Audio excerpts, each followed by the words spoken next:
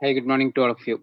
We'll just get started. I've shared the slide. Can you please confirm that it's visible?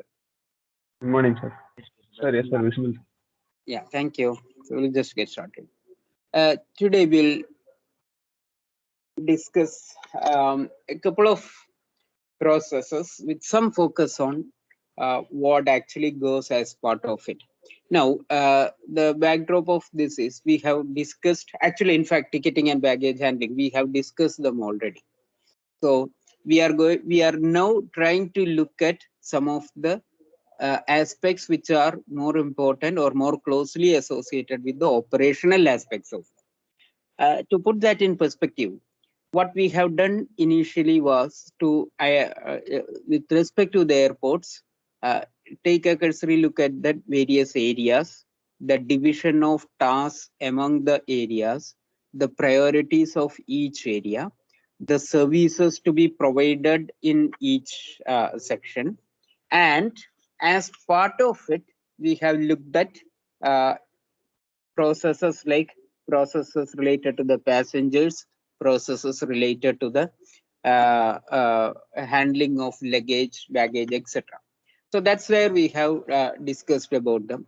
And then we have looked at issues related to planning, expansion, management, the structure, issues concerned with the expansion process, environmental issues, regulations, regulatory bodies, etc. So all that we have looked at. Now, what we are going to do in the next few sessions is to look at some of these processes with a closer perspective.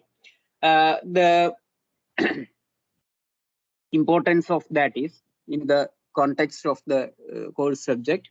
We are talking about managing the airports. So, an overview of the processes that go inside, or the processes and modern trends in that, or how or each of them evolved over a period of time. These are important for from the perspective of day-to-day management of the activities which are going inside the airport, particularly within the airport terminal. So that's what we are now starting to look at, ticketing and baggage management. Just to give a brief, or to just take a historic perspective of the ticketing process. In fact, as we know, uh, many of the practices that relate to the administration of airlines were based on the experience that the people had, the world over, people had on the railway, which was the previous only method for long distance travel. So many of the, so at least some of the practices which are related to ticketing and to some extent baggage handling stem or historically evolved from the processes that were followed in railways in those days. Uh, so the concept of tickets and a boarding pass, etc., they all actually are evolutions of what were followed in railways. Now, uh, initially in the early years, ticketing or the ticket fare was also a function of the weight of the passenger. Now, this is probably quite intuitive to understand because when the airports had, of course, we know that the passenger capacity was very low in the initial years of air transport. The picture that we have here is from 1934. So typically 10, 20, etc. were the passenger capacity of the aircraft, the seating capacity of the aircraft. Now, when you have such small aircrafts, then the mass of each passenger, the weight of each passenger contributes significantly to the fraction of the payload. So, in such instances, it probably made a lot of difference whether the person is sort of lightweight or is a bulky one, or I mean weighs a lot, etc. So that had some effect on the ticketing. Now, probably I don't think that they had a linear variation with the weight or this one. They probably had, most probably they had, say, ranges of it. That is like maybe up to 50 kilo, then 50 to 70 another ticketing, and then maybe 70 to 80, 90, etc. I mean, I'm just saying. In any case, it is obvious that in the early years, the mass of the passenger, the weight of the passenger was a concern in the ticketing process. Of course, we know that it has, sorry, it has all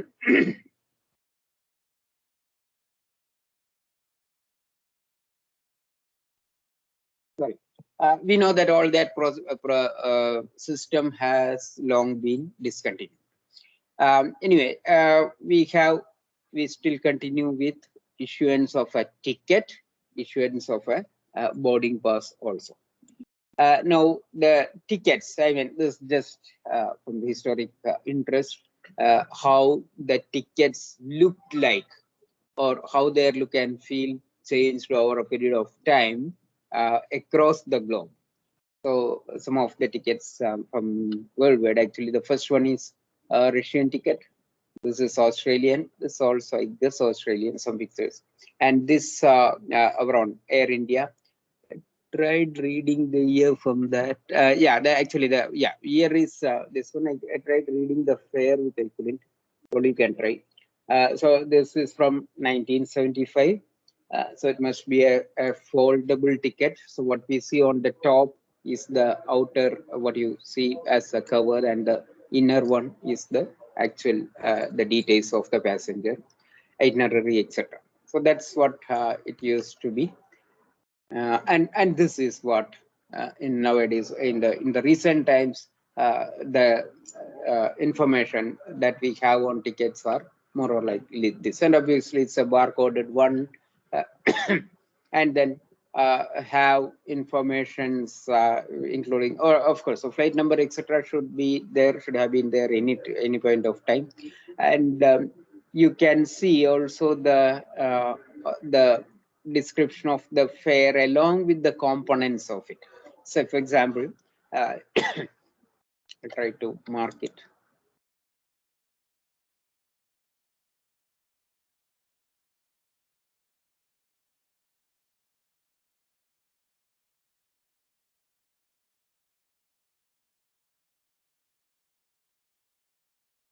Can see here and the bottom, this one, the user development fee. We have discussed that earlier.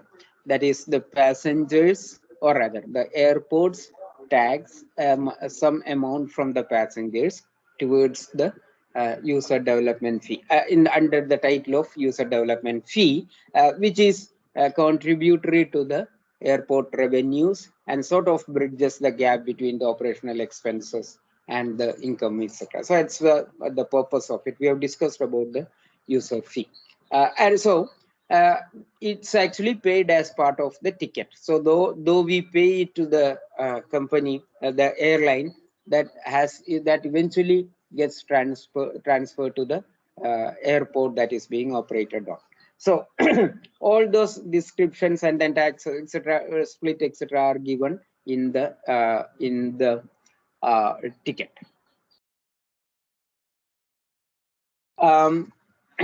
Now, reservation and issuance of the ticket. Reservation, as we know, is the booking a ticket and then handing over the ticket. In fact, when we do online ticketing, actually, it's not much difference between the two, because we just do the reservation, we just take a printout of it, and nowadays we know that even the printout is not very essential.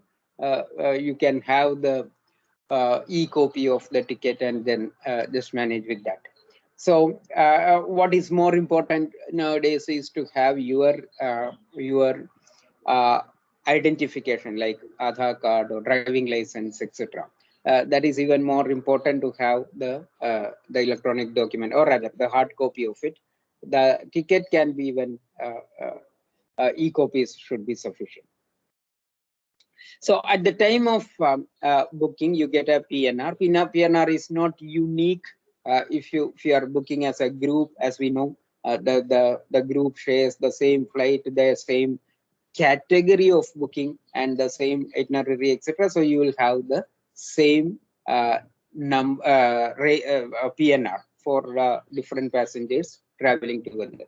PNR stands for passenger name record. So that's an important number which gets carried, which is shown on your ticket, and it also is also reproduced on your boarding pass, and also gets this printed on the luggages that you check in, etc. So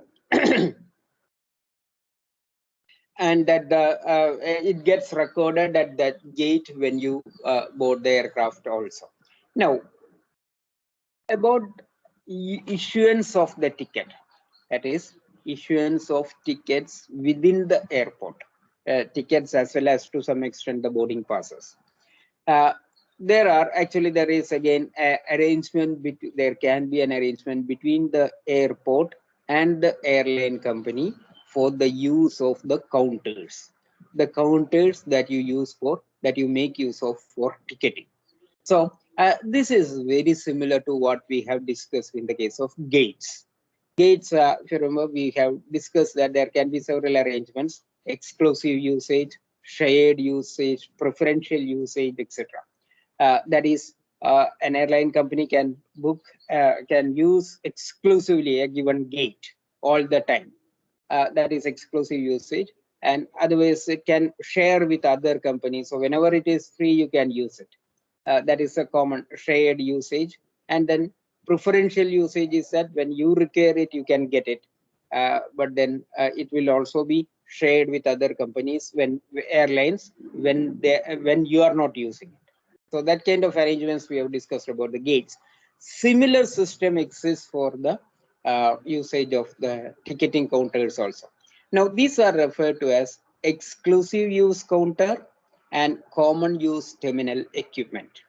So exclusive use counter, EUC, as the name indicates, it's dedicated for the usage of a particular airline as long as the contract between that airline and the airport for that terminal is valid. So exclusive use counter, EUC, stands for a specific counter which is always dedicated to the usage of a particular airline. And as opposed to that, again, the name is quite descriptive: common use terminal equipment, which is a terminal equipment which is available all the time, and it can be used by any airline which requires at that point of time. So that is CUTE, acronym being CUTE, CUTE. So EUC and CUTE are the two popular arrangements which are used for the usage of terminals. Now, if you go back to the ticket that we just looked at, this one, SpiceJet, you can see here, I'll try to again mark it, fare plus queued fee. Please look at this. Fare plus queued fee. What does it mean? Fare is the amount that you pay to the airline. Now, queued fee is actually a share of what they need to pay the airport. And please note that that also is eventually passed on to the passenger. So it's a share of it. I mean, obviously they have to pay a big amount, which is shared among the passengers. So per passenger, whatever is whatever comes as the queued fee per ticket, depending on the number of passengers, etc.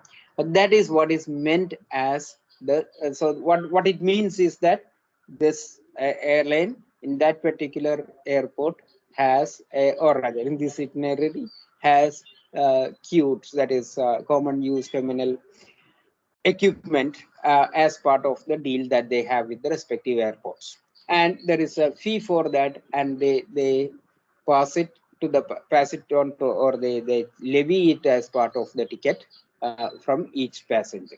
So that's what is meant by the queued fee. So the fare plus queued fee is given in that ticket as a total of rupees 3,330.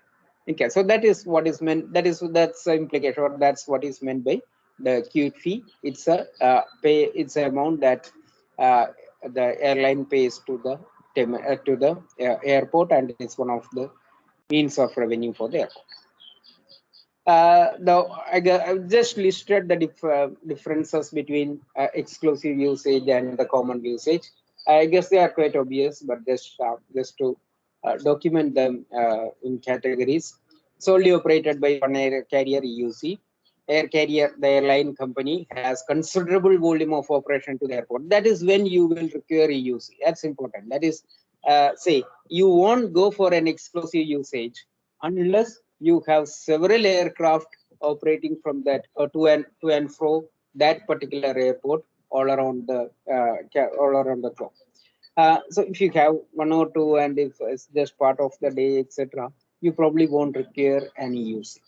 So EUC is required when you have high volume of traffic, you have large number of aircraft operating from that through that airport. And that counter may not, I mean, it obviously operates only when that airline has several have flights operating from that this one. So it need not be open all the time. Whereas when you have a commonly operated terminal equipment, this is shared by a group of airlines with a common ticketing software, and will share obviously the same hardware, the equipment, as well as the software which is installed on that particular hardware. And then this is preferable when you don't have too many flights to operate with, and say when companies that offer chartered flights, etc. And whenever the frequency of usage is lower, acuities are more financially viable and economically sensible option to work with. And all that, it will be typically available all through the day, because one company or the other, one airline or the other, may be making use of it, or it's at least available for the use of anybody who wants it at that point of time. Now, there is a relatively new development in the ticketing within the airports, which is referred to as common use self-service kiosks, CUSS, common use self-service. So the two modifiers or two adjectives are important. First, they are common use, so they are going to be shared by any airline. Any airline, any given point of time, can make use of them. And the second important adjective is self-service. That is, the passengers can go, operate, do the payment, get the ticket, get the whatever, even processing of the luggage, etc. So all that can be done by the passengers. So it's not just more for ticketing. It can do luggage check-in, etc. And it has a minimum manual intervention required from the airline company, so that equipment itself will be sufficient to deal with the requirements of the passenger. This is actually a relatively new trend, and it can be considered as major important step in airport automation. So office automation in general is a concept that has been gaining wide acceptance all across the business segments, and it is so in India as well. And specific to airport operations, this is one step ahead in the direction of office automation. So we can just take that in that general perspective, the automation that is minimizing human intervention in interactions. So CUSS is a relatively new trend. In fact, I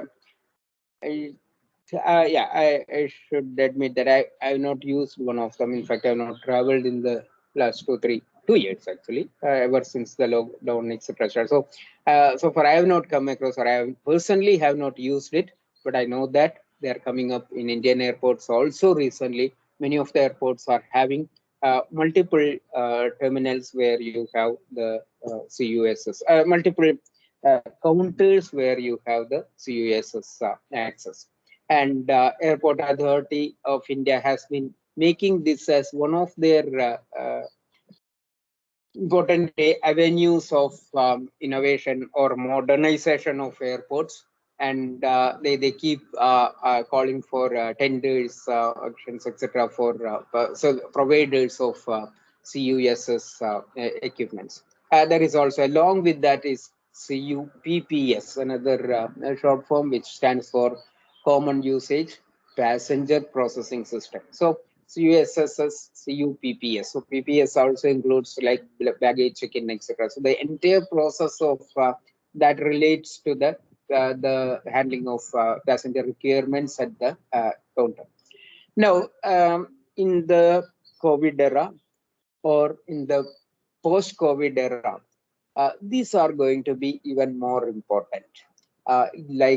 This kind of self-service counters, etc., because these minimize contact points. Human to human contact is minimized. You don't have to stand in a line and then have interaction with a person, or sometimes one or two persons at the counter, then handing over handing over of the boarding pass or or your card, etc. If you have to make payment and stuff like that.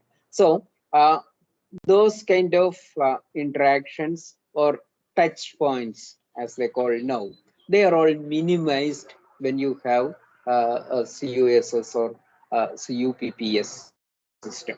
So as far as office automation is concerned, the threat of COVID, the restrictions like social distancing, etc., which come as part of the COVID, can probably, though this is, I just want to remind you about the SWOT analysis that we had discussed.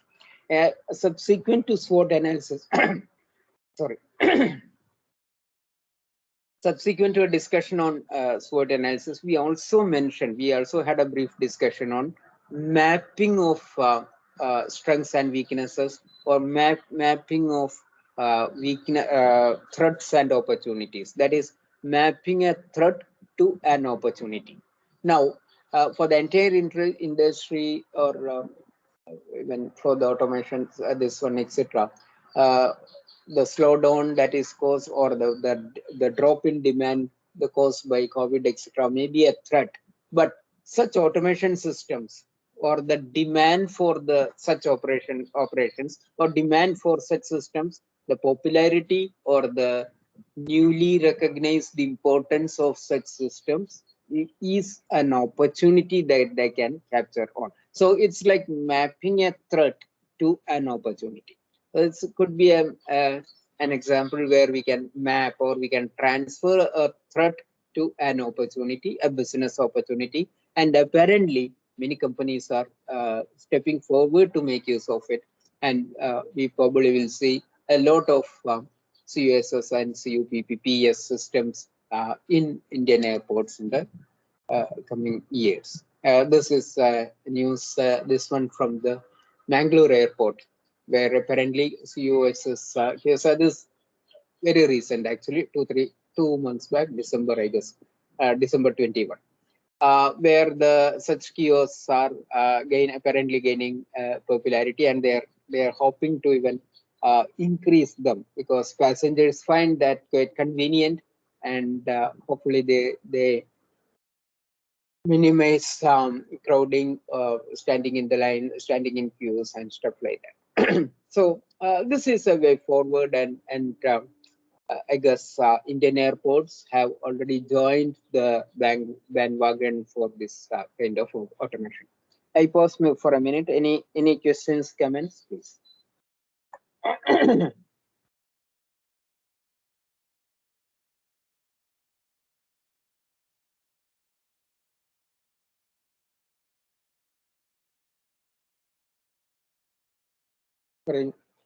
Any of you had any recent experiences, good or bad, with CUSS kiosks?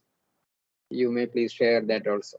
As I said, I have not used any of them so far, so I don't have a hands-on feel of how convenient or how inconvenient they are.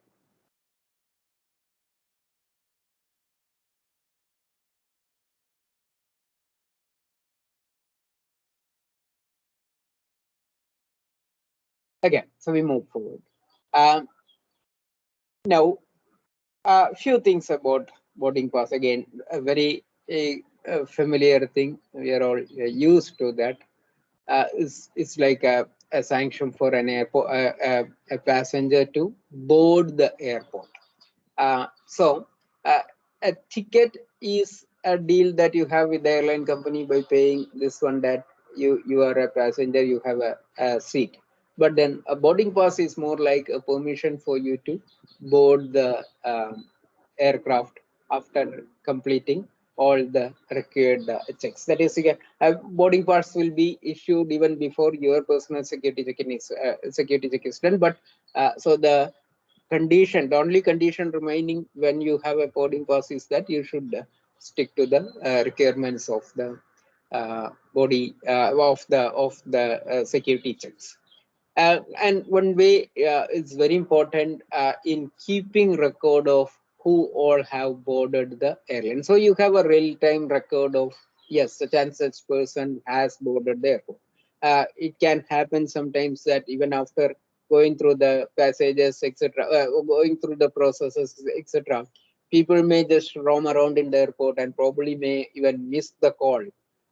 Many times you can hear in the airports repeated announcements saying that the last call for such and such passenger, etc. So in such cases, it may also happen that a person who has probably completed all the processes but has just missed the flight because he or she got lost in the airport. So in such cases, at the gate, actually the boarding pass, or the absence of the boarding pass, or the absence of recording of the information from the boarding pass at the gate is an indication, that is a sure record that the passenger has not boarded the aircraft. So it's important from that perspective also. But then that kind of usage of it, and this kind of barcoded identification, etc., came only along with the advent of computation. Computerization of the whole processes. To begin with, it was as simple as an old railway ticket, actually, boarding pass. As you can see, the top one, which just shows the flight number, is not shown in this, but it's a that's where it's supposed to show, and the class and the seat number and indication where you have to sit. But then modern boarding passes, we know, require a lot more information about the itinerary.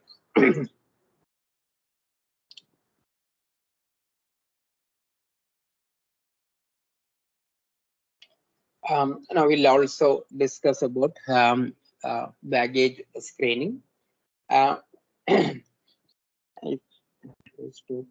I'll just complete this slide also before we go to the team presentations. Baggage screening, as we know in Indian airports, I'm just highlighting the Indian practices because they are more important from our perspective, is this one, which is done by the security forces, central agency. That is because of the importance of it from the overall perspective of security and safety. And so what makes the security, the personnel who do that sort of different is that they are trained, they are professionally trained, they are professionally instructed, and they are brought or their style of service is developed in such a way that it's sort of independent of who is the passenger or who is the customer. That is, they almost give the same treatment to whoever steps in. So they will put you, I know that is regardless of your stature in the society, except when, of course, VVIPs may have some legal exclusions from going through the processes, etc. But that's a different issue altogether. That is given, that is permitted legally. But anybody who has to go through the security check-in, the CSF personnel will make sure that they will insist on any required checks that the persons have to go through. So they are sort of, so what I'm trying to say is that they sort of are isolated from the halos around the person or the whatever the social status of the person, etc. So that's one reason why CSF, the deployment of CSF is important from the perspective of safety and security. And there is an initial scanning through an X-ray machine, and then once that is cleared by the X-ray machine, then it goes on to the line baggage system. We'll discuss about what are the processes that go through the line baggage system. I guess we'll stop here now. If you have any questions, you can raise, otherwise we'll go to the solutions criteria.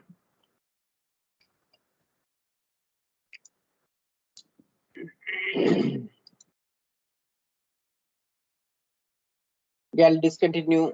Sorry, I'll disconnect my display.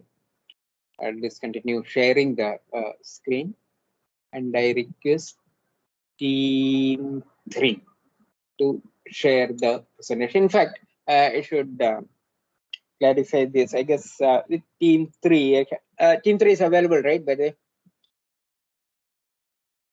Yes, sir. Great. So you can start sharing. You just put the first slide, then you just show the title, then I'll explain the correction that I had to make.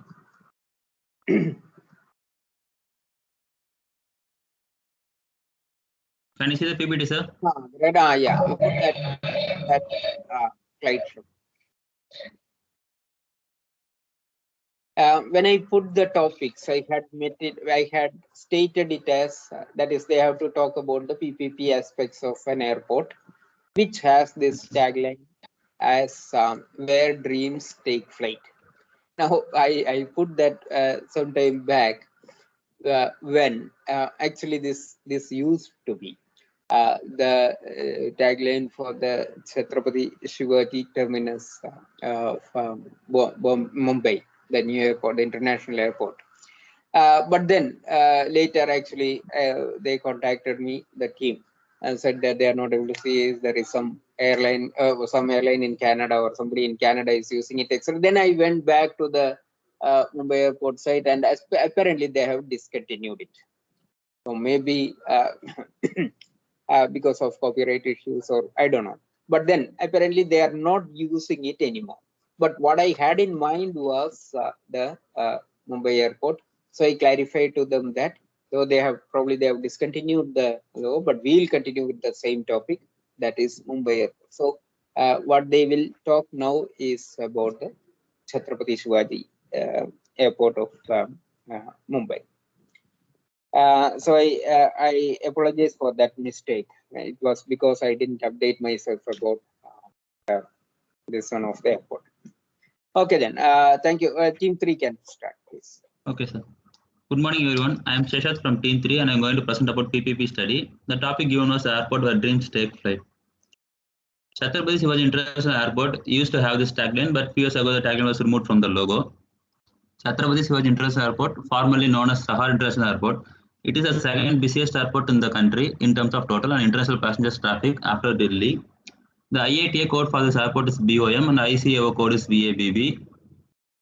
The airport is operated by Mumbai International Airport Limited, MIAL, a joint venture between the Airports Authority of India, AAI, and GVK Industries Limited, led consortium which was appointed in February 2006 to carry out the modernization of the airport. The new integrated terminal T2 was inaugurated on 10th January 2014 and opened for international operations on 12th February 2014. Shareholders. A consortium of GVK Industries Limited, Airports Company South Africa, and Bidwest won the bid to manage and operate Chhatrapati Shivaji International Airport. To accomplish this task, Mumbai International Airport Private Limited, a joint venture between the consortium, which holds 74%, and the Airport Authority of India, which holds 26%, was formed.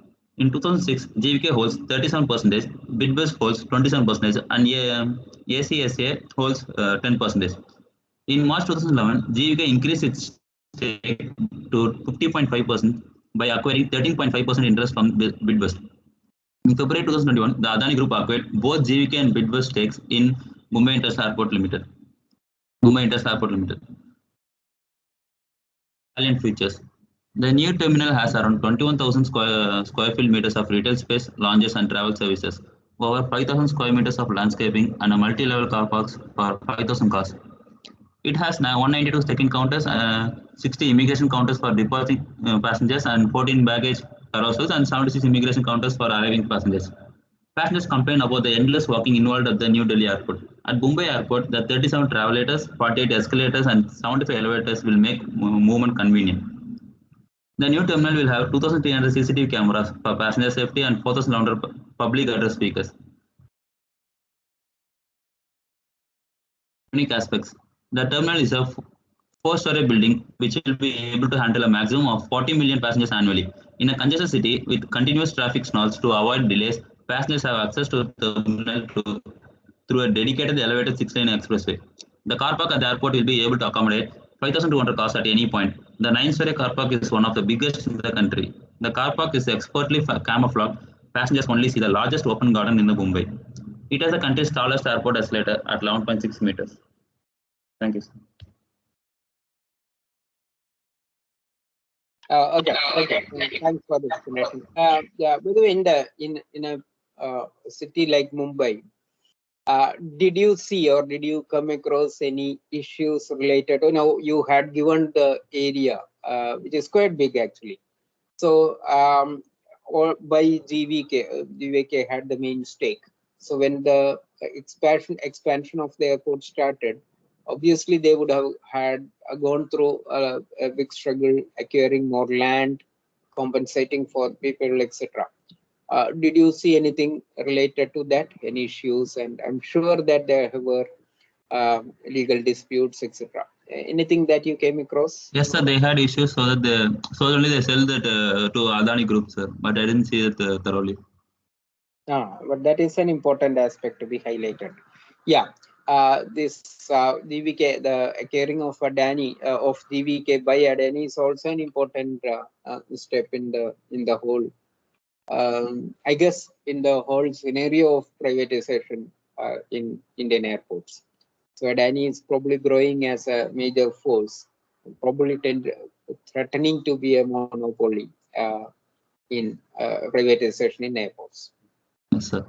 Okay, yeah, but then that PPP or that the societal aspects of expansion could have been included. I guess that's one thing which we should focus when we talk about any such development or expansion. That's only my comment on it. A good presentation, otherwise. Okay, thank you. Thank you, sir. Anybody has questions or comments?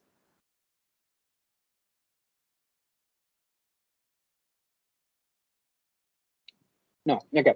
So maybe team 4 also can present.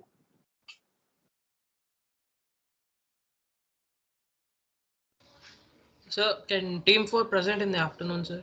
That's okay. Fine. Yeah. So make sure that you finish it. Yeah. Yes, sir. Okay then. If there is anything else we can discuss, we'll stop now.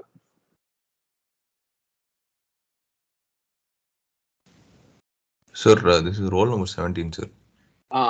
Great. Sir, I was aiming for you yesterday. Yes, sir. I didn't attend the class yesterday. So. Why do you skip the classes?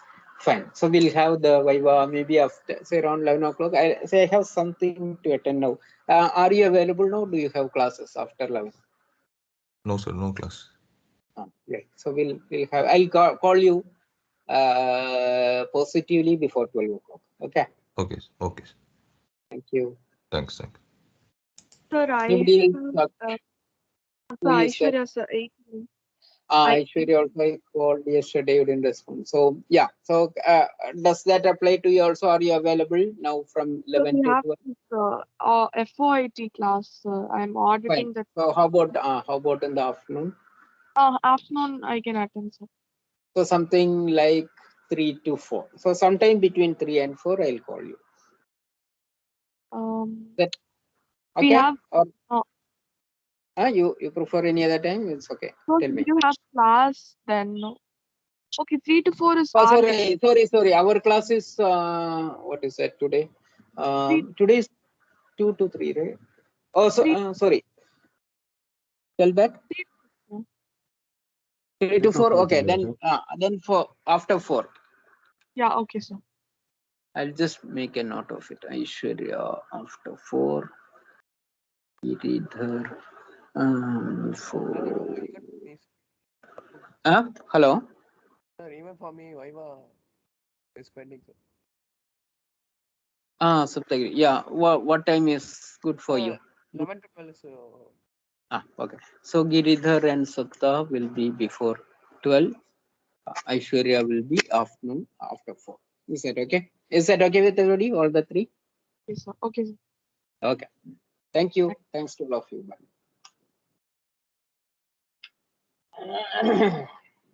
Thank you, sir. Thank you. Thank you, sir. Thanks.